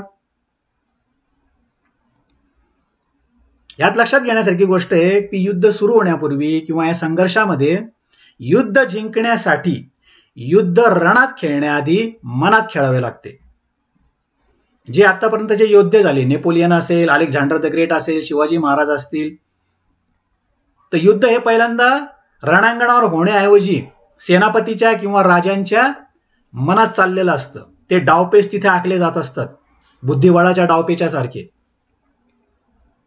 ओके, तर आज मी जे म्हटलं की शिवाजी महाराज हारले असं जे म्हणतायत ते चुकीचं. याचं कारण काय? त्याचा एक साधा पुरावा देतो तुम्हाला. आता पुरावे जर तुम्ही मागतायत तर पुरंदरच्या तहामध्ये जे कलम वाचले आपण, पहिले 2 कलम वाचले, त्यात तुम्ही पाहिलं की शिवाजी महाराजांनी मिर्झा राजांना 23 किल्ले दिले, बरोबर, आणि 12 किल्ले स्वतःकडे ठेवले. ते 23 अधिक 12 यांची बेरीज किती होते? 35, बरोबर आहे ना? 35 किल्ल्यांचा हिशोब लागतो. मात्र हे सपशेल चुकीची गोष्ट आहे. हा आकडा जो आहे 23चा आकडा, 12चा आकडा आणि 35चा आकडा हे टोटल चुकीचे आकडे आहेत. कसं ते मी तुम्हाला दाखवतो. यातला पहिला पुरावा म्हणजे शिवाजी महाराजांकडे त्यावेळेस म्हणजे 11 जून 1665 पर्यंत 35 किल्ले नसून 60 पेक्षा अधिक किल्ले होते. हे लक्षात घ्यायला पाहिजे. आणि पुरंदरच्या तहामध्ये ज्या 5 कलमामध्ये किती किल्ल्यांचा उल्लेख आहे? फक्त 35च. म्हणजे हे चुकीचं आहे ना. तर त्यांच्याकडे 60 किल्ले होते आणि त्या 60 किल्ल्यांची यादी तुम्हाला आता स्क्रीनशॉटवर दिसते. तर पहिले जे 23 किल्ले ते मी तुम्हाला दिसत आहेत. पुरंदर पासून सुरुवात होते, शेवटचा किल्ला 23वा मानगड म्हणून आहे. ते आता हे सगळे किल्ले मी वाचत बसत नाही. तुम्ही नंतर युट्यूबवर जाऊन पॉज करून हे किल्ले वाचू शकतात आणि व्हेरीफाय करू शकतात तुम्ही. आणि इतर जे किल्ले आहेत त्यांचे नावं दिले. तोरणागड हे पहिला, त्याचं नाव आहे प्रचंडगड, आणि शेवटचा किल्ला आहे 44वा भोरब. तर यांची जर बेरीज केली 23 अधिक 44 हे 60 पेक्षा अधिक किल्ले होतात. तर हे इतिहासकारांनी जे सांगितलेलं हे कुठंच मिसमॅच होतंय. मग पुरंदरच्या तहाप्रमाणे 23 अधिक 12 35 किल्ल्यांचा हिशोब आहे. इथं 60 किल्ले आहेत. मग त्या शिवाजी महाराजांनी मिर्झा राजांना फसवलेलं आहे. इतरही खेळी त्यांनी केलेली आहे, पण ते माझ्या पुस्तकात तुम्हाला वाचायला मिळेल. आपण जरूर माझं हे पुस्तक वाचावं. हा खरा इतिहास तुम्ही समजून घेतला पाहिजे. इंटरेस्टिंग चॅप्टर आहे, इंटरेस्टिंग एपिसोड. तर हा एक पुरावा झाला की त्यांच्याकडे 60 किल्ले होते. याच्या आता तुम्ही पुरावे मागतात तर मी दुसरा पुरावा हा देतो. जे पुरावे मागतात ना, पुरावे सारखं करतात, तर हा दुसरा पुरावा आहे. शिवाजी महाराजांचंच मोगल सरदाराला एक पत्र आहे 1664 मध्ये, म्हणजे पुरंदरच्या तहाच्या 1 वर्ष अगोदर शिवाजी महाराजांनी एका मोगल सरदाराला पत्र लिहिलंय. त्या पत्रामध्ये शिवाजी महाराजांनी स्पष्टपणे हे वाक्य टाकलेले, जे वाक्य मी तुम्हाला वाचून दाखवतो.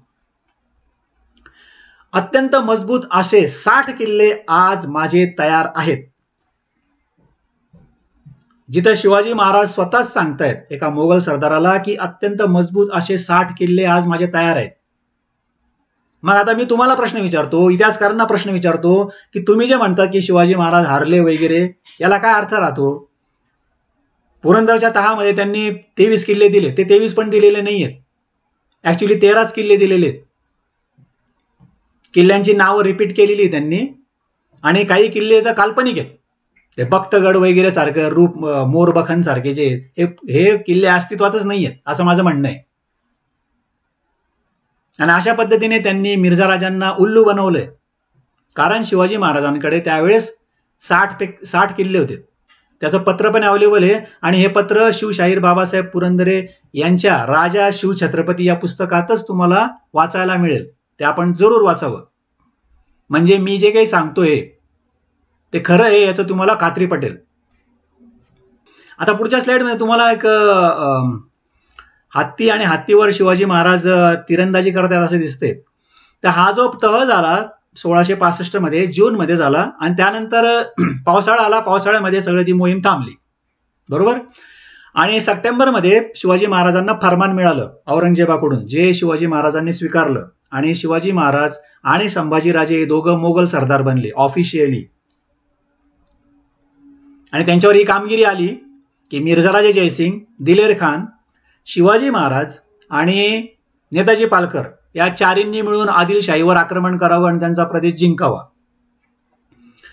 त्या पद्धतीने यांनी ऑक्टोबर नोव्हेंबर महिन्यामध्ये आक्रमण केलं आणि फलटणचं आपलं महाराष्ट्रातलं फलटण जे नाईक निंबाळकरांचं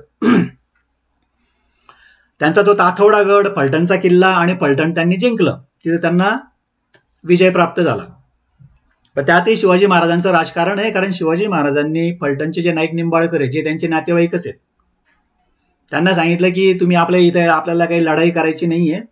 आपला शिवाजी मिर्झा राजांना कसा त्यांचा पराभव करायचा याची स्ट्रॅटेजी आपण आखलेली आहेत, तर हे फलटण देऊन टाका म्हणून. तर फलटणचे नाईक निंबाळकरांनी हातरुमाल बांधून लढाई न करता मिर्झा राजांना ते फलटण देऊन टाकलेलं आहे. हे लक्षात घेण्यासारखे. तिथून पुढे ते विजापूरवर चालून गेले 4 जण. विजापूर पासून 7 कोसावर विजापूरची फौज म्हणजे आदिलशाही फौज आणि मोगल फौज यांच्यामध्ये घनघोर युद्ध झालं आणि त्या युद्धामध्ये मोगलांचा पराभव झाला. मोगलांचा पराभव झाला म्हणजे मिर्झा राजे, दिलेर खान, शिवाजी महाराज आणि नेताजी पालकर या 4ही सिंहांचा पराभव झाला. आदिलशाही फौजेने तो पराभव केला. त्याचं हे चित्र आहे. तर या युद्धामध्ये शिवाजी महाराज हे हत्तीवरून तिरंदाजी करत होते, हत्तीवरून धनुष्यबाण चालवत होते. असा तो प्रसंग आहे. बऱ्याच लोकांना शिवाजी महाराज हे हत्तीवरून कधी लढल्याचं माहीतच नाहीये. आपल्याला असं वाटतं की शिवाजी महाराज घोड्यावर बसायचे. ते बरोबर आहे. त्यांचे पुतळे पण आपण तेच बघतो, घोड्यावर बसलेले आणि हातात भवानी तलवार घेतलेला. त्यांचा पुतळा आपण नेहमी पाहतो, भवानी तलवार आणि घोड्यावर रूढ झालेले. असं त्यांचं ते भव्य दिव्य रूप आपण नेहमी पाहत असतो.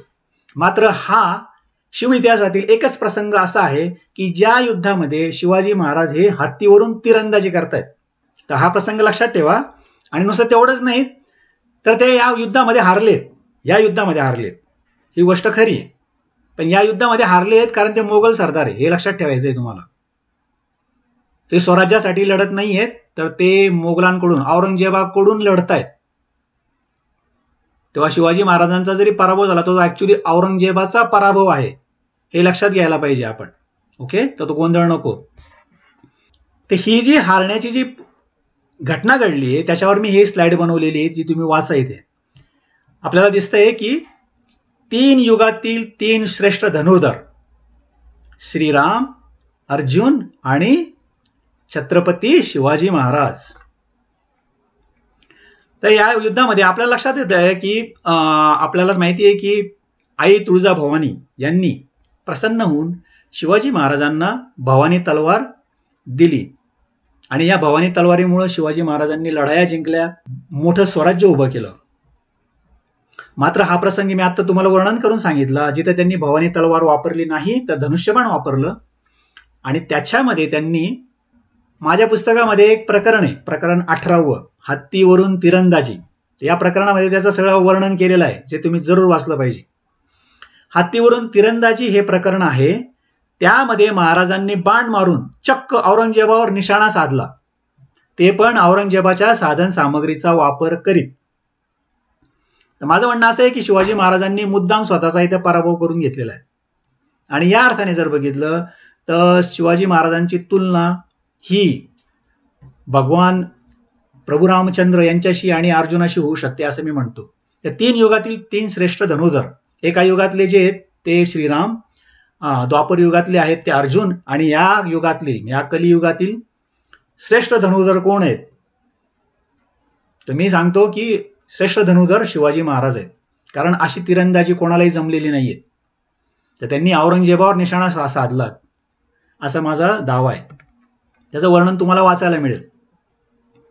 आपण थोडंसं तर पुढे जाऊया. मी धावतं वर्णन करतोय, याचं डिटेल वर्णन तुम्हाला माझ्या पुस्तकात वाचायला मिळणार आहे.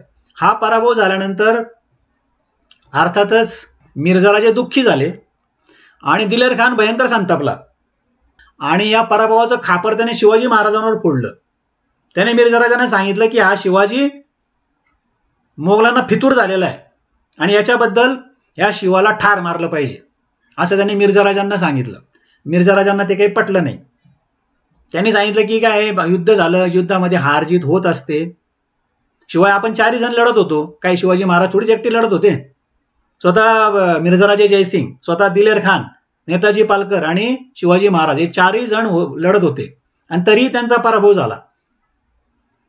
मग याला जबाबदार मिर्झाराजे आणि दिलेर खान पण आहेतच ना. पण दिलेर खानाने काय केलं, शिवाजी राजांवर आरोप केला आणि मिर्झाराजांना सांगितलं की या फितुरीबद्दल मिर्झाराजांनी शिवाजी राजांना ठार केलं पाहिजे. आणि मिर्झाराजे म्हटले मी तसं काही करणार नाही. तेव्हा दिलेर खान म्हटला की तुम्हाला जर जमत नसेल तर मी करतो, मग मी शिवाजीचा खून पाडतो, असं दिलेर खानाचं म्हणणं होतं. पण या ज्या भांडणाचं आहे दिलेर खान आणि मिर्झाराजांचं, त्यामुळे भांडण झालं आणि शिवाजी महाराजांना ते कळलं. तेव्हा त्यांना लक्षात आलं की इथं मोगलांच्या छावणीत आपण राहणं धोक्याचं आहे, तेव्हा आपण इथून निघून गेलं पाहिजे, आपण आणि नेताजी पालकरने. ही गोष्ट आहे जानेवारी 1666 मध्ये, हिवाळ्यामधली. तर त्यावेळेस शिवाजी महाराजांनी युक्ती केली. त्यांनी मिर्झाराजांना एक प्रस्ताव मांडला की तुम्ही जर मला हुकूम दिलात तर मी तुमच्यासाठी, मोगलांसाठी पन्हाळा किल्ल्यावर आक्रमण करतो आणि पन्हाळा जिंकतो. मला त्या किल्ल्याची माहिती आहे, कारण तो त्यांच्याकडे होता पूर्वी. मला त्या किल्ल्याची माहिती असल्यामुळं मी त्याच्यावर अटॅक करतो. आणि विजापूरची जी फौज आहे ती विजापूरमध्ये अडकलेली आहे, तर पन्हाळ्याकडे कोणीच नाहीये. तर तुम्ही जर मला सांगितलं तर आपण सहज तो पन्हाळा जिंकू शकतो, असं त्यांनी सांगितलं. तर मिर्झाराजांना ती आयडिया आवडली आणि ते म्हटले की ही तर एक चांगली आयडिया आहे, कारण हा जो दिलेर खान शिवाजी महाराजांच्या मरणावर टपलेला आहे त्याच्यापासून सुटका होईल, यामुळे मिर्झाराजांनी त्यांना परवानगी दिली. शिवाजी महाराज तिथून निघाले विजापूरच्या त्या छावणीपासून, विजापूर जवळून, आणि ते निघाले कोल्हापूरकडे पन्हाळा जिंकण्यासाठी. तर त्यावेळेस त्यांनी नेताजीला सांगितलं की तू पण माझ्या मागोमाग निघ, कारण नेताजी आणि शिवाजी महाराज हे दोघं मिळून पन्हाळ्यावर अटॅक करणार होते, असा प्लॅन होता. शिवाजी महाराज म्हटले नेताजीला की तू मागोमाग निघ. ते एकाच वेळेस काही निघाले नाहीत, ही गोष्ट महत्वाची आहे. एनिवे, तर त्या संदर्भामध्ये ही स्लाइड बनवलेली आहे. आणि ते शिवाजी महाराज एक 5 दिवसांनी तिथून पन्हाळ्याला रात्री 3 वाजता जाऊन पोहोचले. रात्रीच्या याच्यात अत्यंत गुपचूपपणे तिथे आले ते आणि त्यांनी पन्हाळ्यावर अटॅक केला. नेताजी काही आलेला नव्हता, कारण तो मागोमाग निघाला होता, तो काही तिथे वेळेवर पोहोचला नाही. त्या संबंधीची स्लाइड बनवलेली आहे मी. त्यात आफ्रिकेतली एक म्हण आहे, ती मी तुम्हाला वाचून दाखवतो. जोपर्यंत सिंहांना कथेकरी सिंहच भेटत नाहीत तोपर्यंत शिकारीचा इतिहास नेहमीच शिकाऱ्यांचा गौरव करत राहील, अशी आफ्रिकेतली एक म्हण आहे. मिर्झाराजांच्या नावात सिंह आहे, मिर्झाराजे जयसिंह, पण खरे सिंह आहेत छत्रपती शिवाजी महाराज. या पद्धतीचं वर्णन मी केलेलं आहे की खरे सिंह शिवाजी महाराज आहेत. ते पन्हाळ्याला आलेत आणि नंतर काय झालं बघा, त्यांनी आक्रमण करण्याचं ठरवलं पन्हाळ्यावर. त्यांनी पन्हाळ्यावर आक्रमण केलं आणि काय आश्चर्य, त्यांचा पराभव झाला. त्यांच्यावर जो अटॅक झाला रात्री 3 वाजता, त्याच्यामध्ये शिवाजी महाराजांचा पराभव झाला. नुसतं तेवढंच नाही तर शिवाजी महाराजांना विशाळगडाकडे पळून जावं लागलं. आता इथं शिवाजी महाराज विशाळगडाकडे पळून गेले, या पळून गेले म्हणण्यालाही बऱ्याच लोकांचं ऑब्जेक्शन असतं. ते म्हणतात तुम्ही पळून गेले असा शब्द का वापरलाय. पण हा शब्द काही मीच वापरत नाहीये, शिवशाहीर बाबासाहेब पुरंदरे यांनी पण असंच वर्णन केलंय पळून गेल्याचं.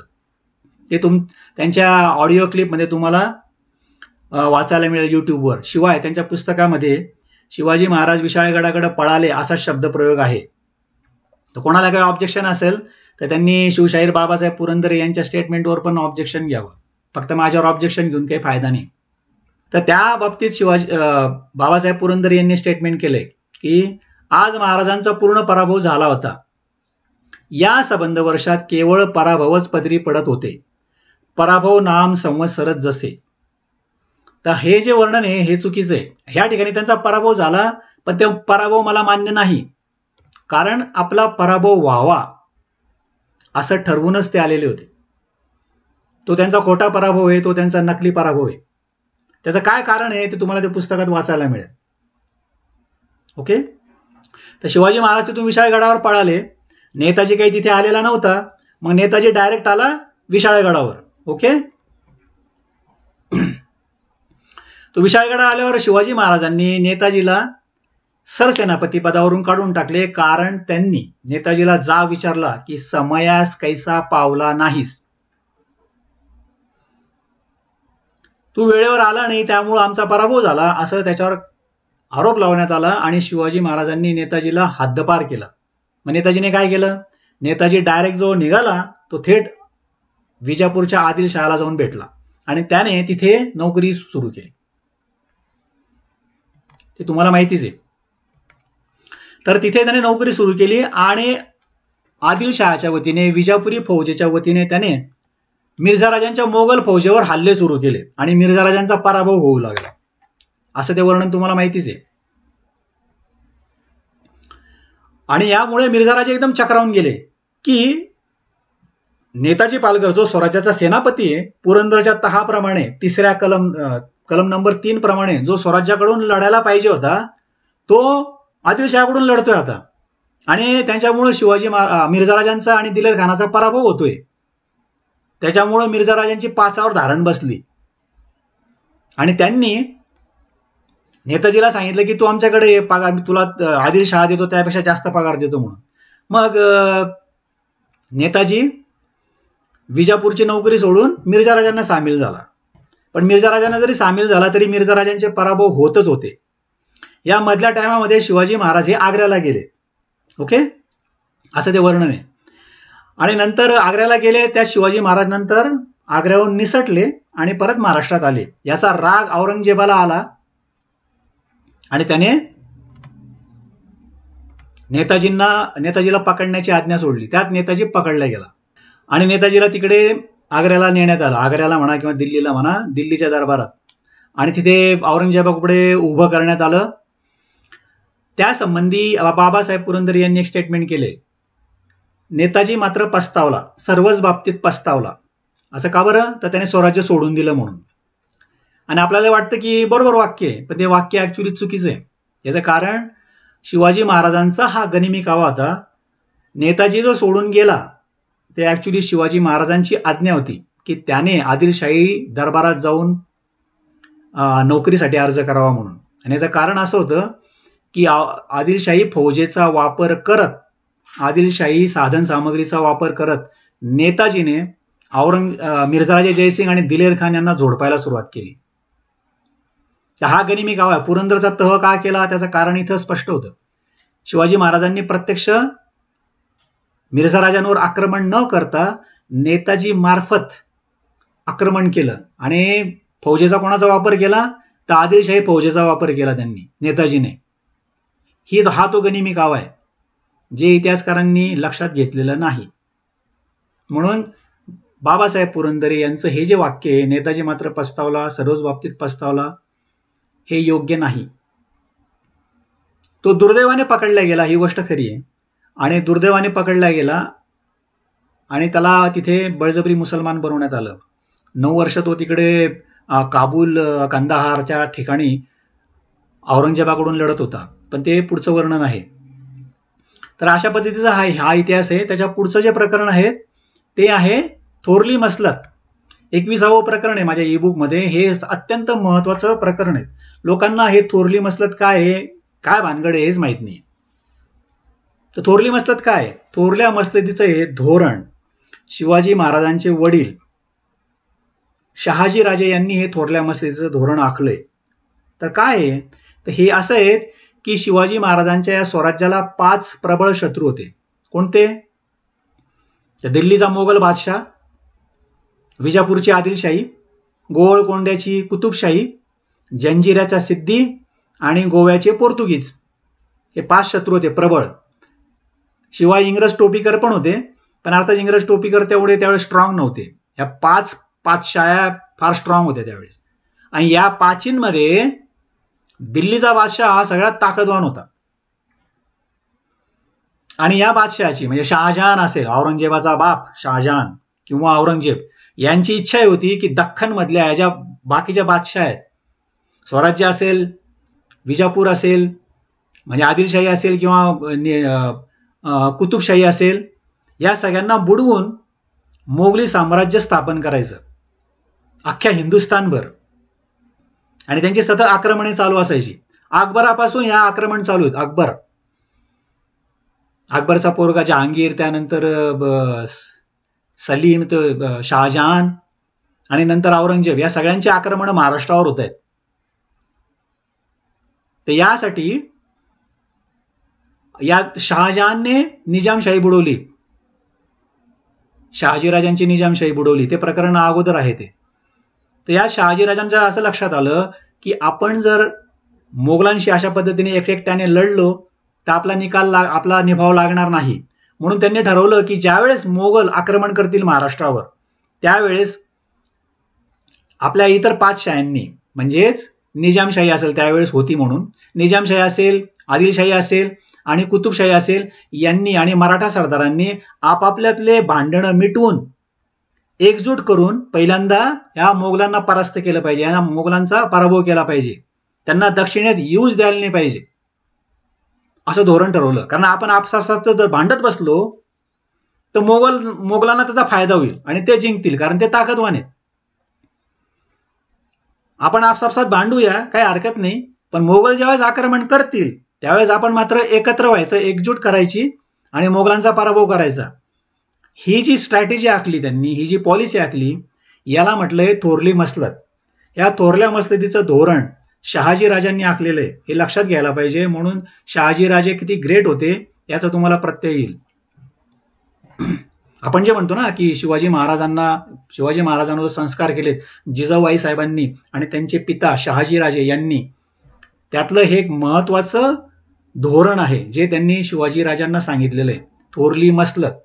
आणि या थोरल्या मसलतीचा पुरस्कार शिवाजी महाराजांनी केलेला आहे. आणि नुसतं तेवढाच नाही तर पुरंदरच्या तहामध्ये या थोरल्या मसलतीच्या धोरणाचा उपयोग पण केलेला आहे प्रॅक्टिकली. आणि म्हणून त्यांनी ही स्ट्रॅटेजी केली की हे जरी पडद्यामागचं राजकारण इतिहासकारांना दिसलेलं नाहीये, त्यांनी काय केलं, स्वराज्य म्हणजे शिवशाही, आदिलशाही आणि कुतुबशाही यांची एकजूट घडवून आणली. कारण त्यांनी मिर्झा राजांनी ज्यावेळेस आक्रमण केलं विजापूरवर, त्यावेळेस विजापूरने त्यांना आक्रमणाला तोंड दिलं, पण त्याच वेळेस कुतुबशहाने देखील 50,000ची फौज पाठवून दिली आदिलशाहीच्या मदतीला. विचार करा, आदिलशाहीची किती फौज होती ती माहित नाही, पण साधारणपणे कमीत कमी 50,000 असेल असा माझा अंदाज आहे. कुतुबशहाने तर 50,000ची फौज पाठवून दिलीच, असं ते क्लिअर कट इतिहासात मेन्शन आहे. जवळजवळ 1,00,000 फौज झाली. आणि मिर्झा राजांकडे पण 80,000 आणि ते दिलेर खानाचे 5,000 पठाण आणि त्यांनाही काही फितूर सामील झालेले इतर राजे, त्यांची 1,00,000 फौज होती. म्हणजे एकीकडे 1,00,000 फौज विजापूर आणि कुतुबशहाची आणि एकीकडे 1,00,000 फौज मोगलांची, यांचं घनघोर युद्ध विजापूर जवळ होत होतं. आणि त्यात नेताजी विजापूरच्या बाजूने लढत होता आणि मिर्झा राजांना झोडपून काढत होता. हे जे पडद्यामागचं राजकारण महाराजांनी केलं त्याला थोरल्या मसलतीचा संदर्भ आहे. जे थोरल्या मसलतीचं धोरण शिवाजीराजांचे पिता शहाजीराजे यांनी आखलेलं आहे. तर तुम्ही हे जे मला इतर लोक म्हणतात ना संदर्भ द्या, पुरावे द्या, तर हा संदर्भ आहे. पुरंदरच्या तहाला थोरल्या मसलतीचा संदर्भ आहे, जे आपण समजून घेतलं पाहिजे. ओके, तर इथे तुम्हाला दिसते या शहाजीराजे दिसत आहेत, त्यांचे जे कारभारी आहेत, एका बाजूला सोनोपंत असतील किंवा दादोजी कोंडदेव असतील आणि दुसरीकडं माणकोजी दहादोंडे असतील किंवा कान्होजी जेधे असतील. तर मराठा आणि ब्राह्मण या दोघांना एकत्र आणून त्यांनी या पद्धतीचं राजकारण इथे केलेलं आपल्याला दिसतंय. सगळ्यांची त्यांनी एकजूट बांधली. आणि मोगलांचा पराभव झालेला आहे शिवाजी महाराजांनी करून आणलेला. याचा दुसरा संदर्भ अजून असा आहे की दाद महल. शिवाजी महाराज हे गोळकोंड्याला गेले होते दक्षिण दिग्विजयासाठी. तर मी तुम्हाला सांगितलं की कुतुबशहाने 50,000ची फौज आदिलशाहीच्या मदतीला पाठवून दिली म्हणून, बरोबर? मी आता थोड्या वेळापूर्वी बोललो तुम्हाला. तर ती जी 50,000ची फौज पाठवून दिली त्याला शिवाजी महाराज कारणीभूत आहेत. शिवाजी महाराजांनी ते सांगितलेलं आहे त्या कुतुबशहाला की तुम्ही आदिलशहाच्या मदतीला आता आलं पाहिजे, कारण थोरल्या मस्तितीचं धोरण मी तुम्हाला एक्सप्लेन करून सांगितलं बा की सगळ्यांनी एकजूट केली पाहिजे.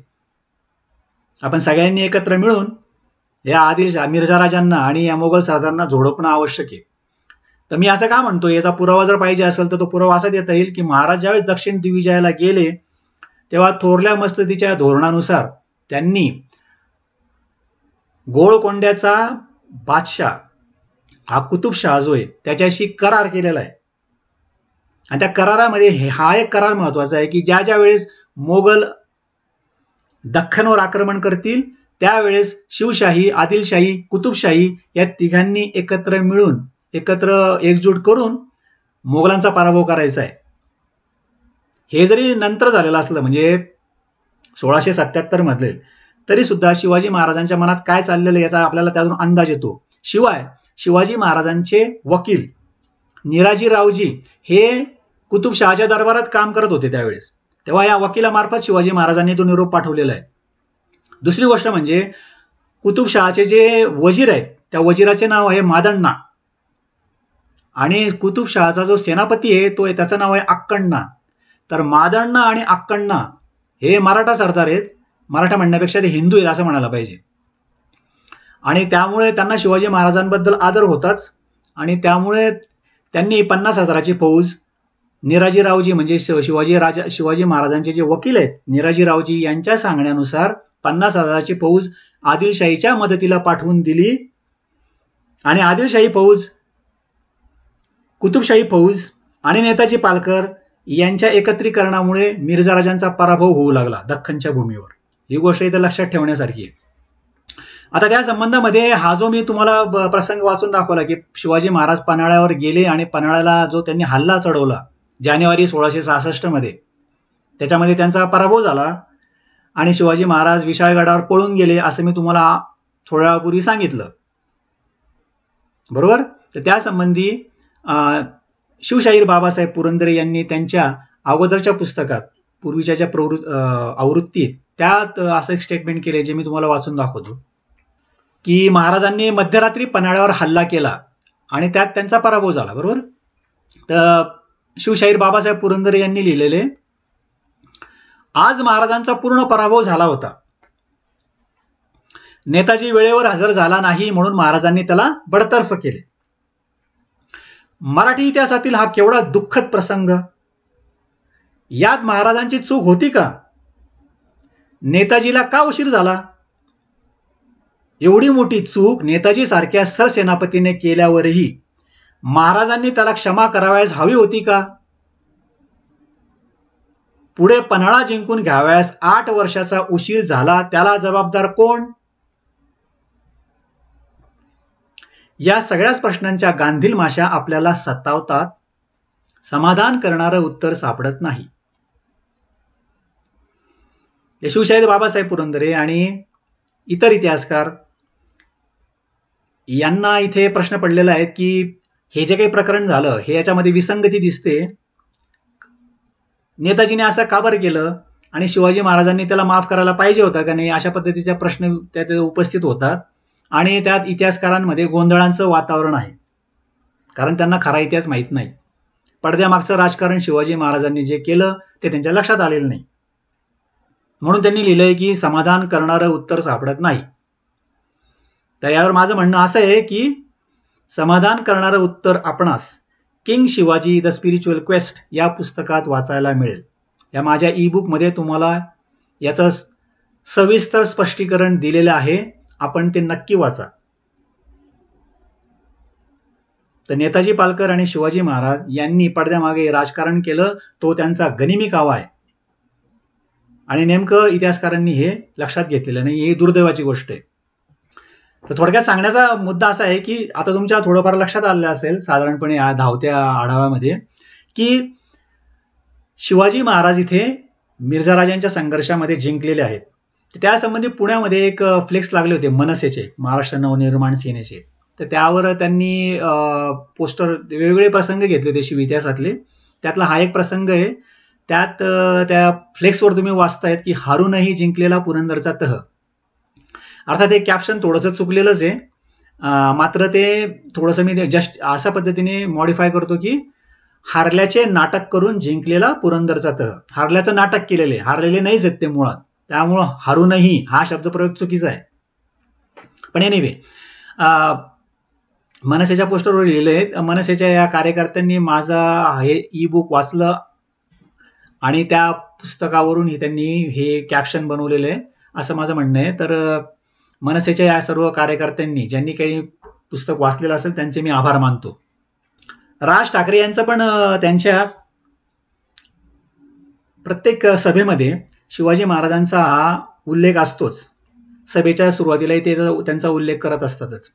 आणि राज साहेबांचं पण एक वाक्य मी माझ्या पुस्तकात घेतलेलं आहे, ते तुम्हाला वाचायला मिळेल. हे झालं पुरंदरच्या तहाबाबत जे ई बुकच्या पहिल्या भागात झालेलं आहे. त्याच्यामध्ये मी तुम्हाला सांगितलं की दुसरा भाग पण आहे. तर दुसरा भाग जो आहे तो आग्रा भेटीचा आहे, ज्याचं लिखाण काम मी आता मी ऍक्च्युली करतोय आणि आता ते काही दिवसात लगेच प्रसिद्ध होईल. या संबंधीची मी एक व्हिडिओ बनवला होता जो 1 महिन्यापूर्वी मी अपलोड केला आणि तो खूप व्हायरल होतोय. त्याच्यावर एका महिन्याच्या आत 30,000च्या वर व्ह्यूज आहेत. तो तुम्हाला युट्यूबवर पाहायला मिळेल. तो तुम्ही नक्की पहा. 20 मिनिटाचाच व्हिडिओ आहे, छोटासा व्हिडिओ, तो तुम्हाला पाहायला मिळेल. तर याच्या संबंधी आणखी एक स्लाइड मी अशी बनवलेली आहे की बरेचसे लोक मला पुरावे मागतात वगैरे, आणि त्या संबंधी मी असं लिहिलंय की गजानन भास्कर मेहेंदळे म्हणतात पुराव्याशिवाय मी बोलत नाहीत. गजानन भास्कर मेहेंदळे यांचं एक वैशिष्ट्य आहे की ते जे काही लिहितात त्याला ते पुराव्याचा आधार देतात.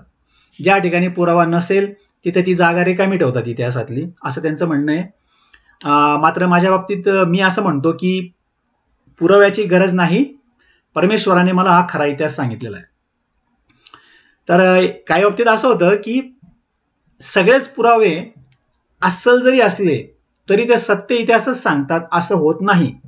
माझं म्हणणं हे आहे की बरेचसे पुरावे तुमची इतिहासकारांची दिशाभूल करून टाकतात आणि अशा पद्धतीची दिशाभूल पुरंदरच्या तहामध्ये झालेली आहे.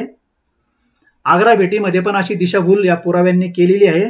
आणि याच्याही पेक्षा वरती तिसऱ्या प्रकरणामध्ये म्हणजे युवराज शंभूराजे मोगलांना ज्यावेळेस जाऊन मिळाले, दिलेर खानाला जाऊन मिळाले, त्या ठिकाणी या अस्सल पुराव्यांनी दिशाभूल केली आहे इतिहासकारांची आणि त्यामुळे त्यांनी चुकीचा इतिहास लिहिलेला आहे. आणि म्हणून केवळ पुरावे असले म्हणजे तो सत्य इतिहास होतो असं नाही. म्हणून त्या अर्थाने मी लिहिलंय की मला पुराव्याची गरज नाही, कारण मला हा इतिहास परमेश्वराने सांगितलेला आहे, असं त्याचा अर्थ आहे.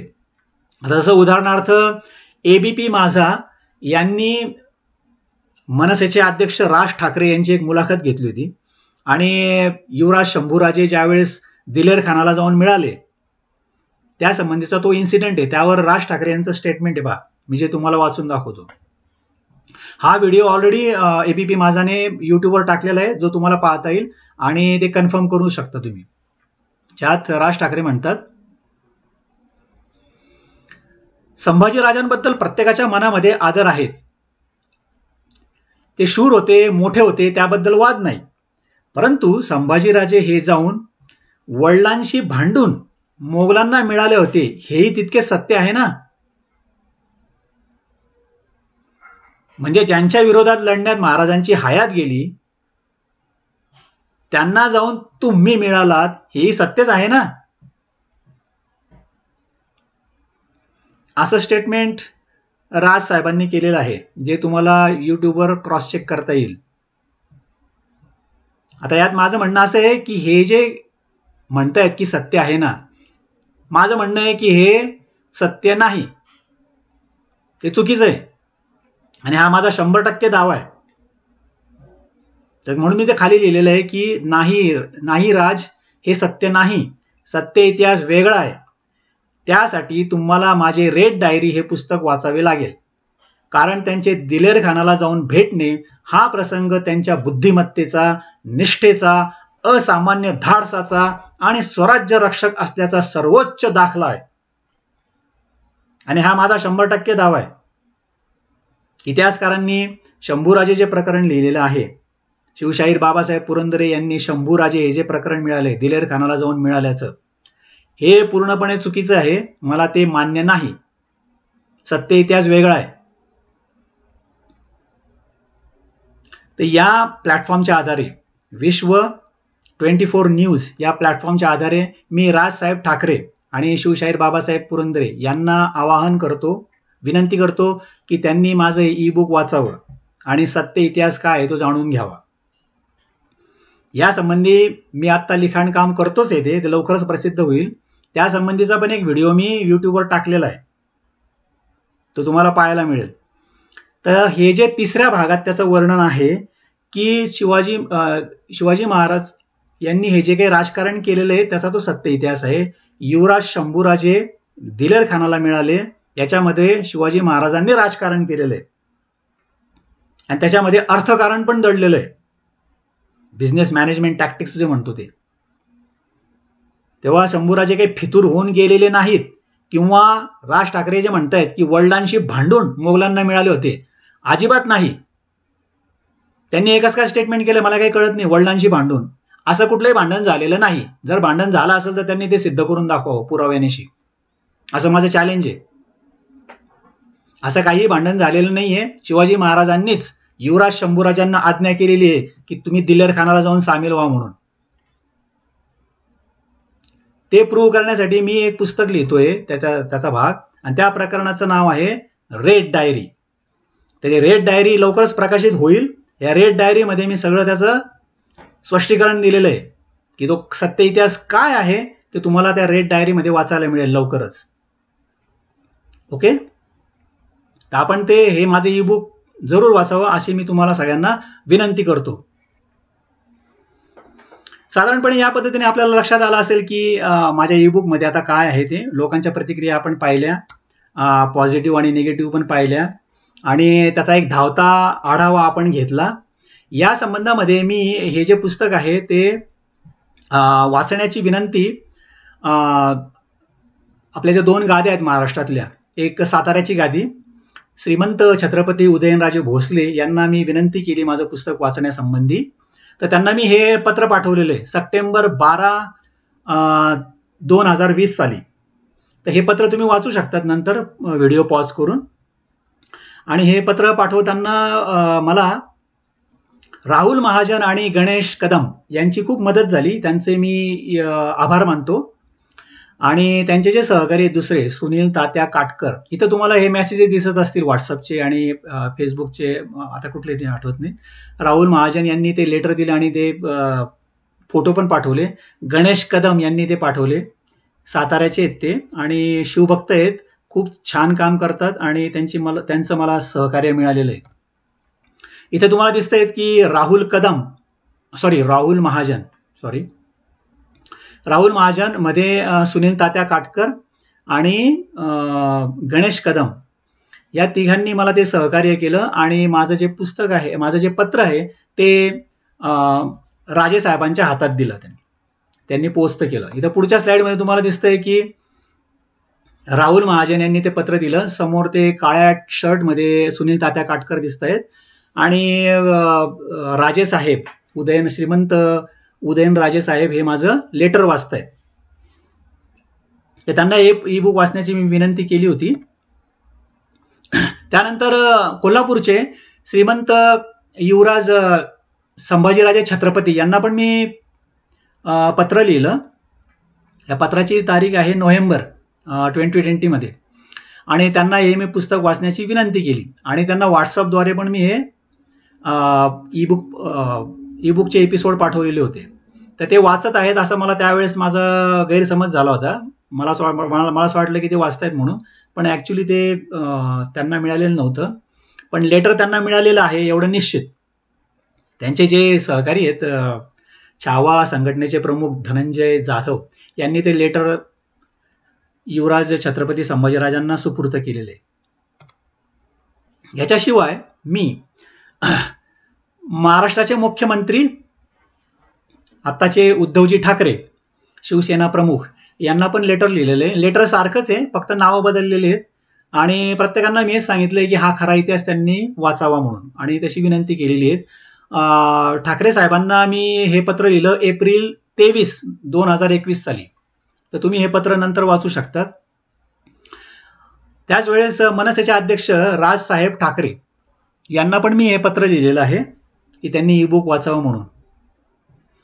हे झाले 4 जण. आणि 5वं जे आहेत ते राष्ट्रवादीचे वरिष्ठ नेते आणि महाराष्ट्राचे उपमुख्यमंत्री अजितदादा पवार. तर पवार साहेबांनाही मी विनंती केली की त्यांनी हे ई बुक वाचावं. हे पत्र लिहिलं मी महाराष्ट्र दिनाच्या दिवशी 1 मे 2021 साली. तर हे 5 जणांना मी ते पत्र लिहिलेलं आहे. आणि बऱ्याच लोकांनी अर्थात त्यांनी ते वाचलं का नाही याची यातली अजितदादा पवार यांची पोचपावती मला आली की त्यांना ते लेटर मिळालं म्हणून. शिवाय महाराष्ट्राचे मुख्यमंत्री उद्धव साहेब यांचं पण मला पोचपावती आली की त्यांना ते लेटर मिळालं म्हणून. लेटर मिळालं म्हणूनची पावती आली, पण ते वाचलं का नाही त्याचं मला माहित नाही. याच्यात एक स्लाइड बनवलेली मी, एक गमतीदार स्लाइड आहे की माझा हा जो ई बुक आहे तर ते ई बुक जर औरंगजेबाने वाचलं असतं तर काय झालं असतं, किंवा मिर्झा राजांनी जर वाचलं असतं टाइमलाईन मध्ये तर काय झालं असतं. त्यात मी एक थोडंसं लिहिलंय की मिर्झा राजांनी हे जर वाचले असते